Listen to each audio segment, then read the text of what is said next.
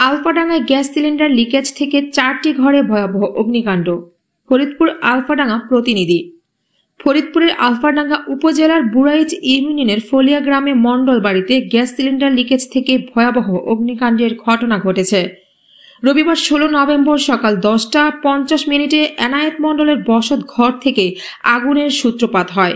মুহূর্তের মধ্যে আগুন ছড়িয়ে পড়লে টিন শেডের 4টি ঘর সহ ঘরের মালামাল পুড়ে যায়।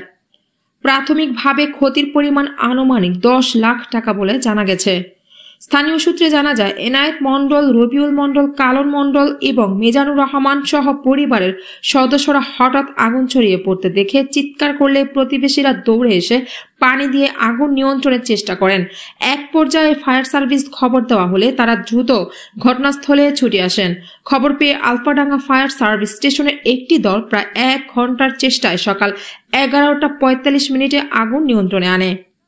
পরে আলফাডাঙ্গা থানার জরুরি পুলিশ টিম ঘটনাস্থলে পরিদর্শন করে, তবে এই ঘটনায় কোনো প্রাণহানি বা আহতের ঘটনা ঘটেনি। অগ্নিকাণ্ডের খবর পেয়ে আলফাডাঙ্গা উপজেলা নির্বাহী কর্মকর্তা ইউএনও রাসেল ইকবাল ঘটনাস্থল পরিদর্শন করেন। তিনি ক্ষতিগ্রস্ত পরিবারকে তাৎক্ষণিক সহায়তার আশ্বাস দিয়ে বলেন, প্রাথমিকভাবে ধারণা করা হচ্ছে গ্যাস সিলিন্ডার লিকেজ থেকে আগুনের সূত্রপাত।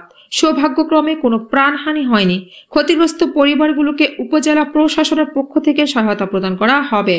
পাশাপাশি গ্যাস সিলিন্ডার ব্যবহারে সবাইকে আরও সচেতন ও সতর্ক থাকতে হবে। পুলিশ জানায়, ঘটনাস্থলে কোনো নাশকতা বা অপরাধমূলক কর্মকাণ্ডের প্রমাণ পাওয়া যায়নি। পরিস্থিতি বর্তমানে স্বাভাবিক রয়েছে।